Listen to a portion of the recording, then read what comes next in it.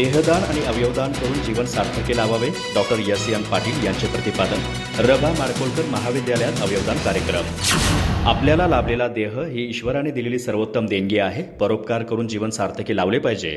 तसेच मरणोत्तर देहदान आणि अवयवदान करून जनकल्याणाचा वसा जपायला हवा, असे प्रतिपादन डॉक्टर एस.एन. पाटील यांनी केले. ते चंदगड येथील रभा माडकोळकर महाविद्यालयातील अवयवदान कार्यक्रमात बोलत होते. अध्यक्षस्थानी प्राचार्य एस.व्ही. कुलकर्णी होते. यावेळी बोलताना डॉक्टर पाटील पुढे म्हणाले, प्रत्येकाने आपले मृत्यूपत्र वेळीच केले पाहिजे. आपल्या पश्चात आपला देह सत्कारने लागावा याची खबरदारी आधीच घेणे श्रेयस्कर ठरते.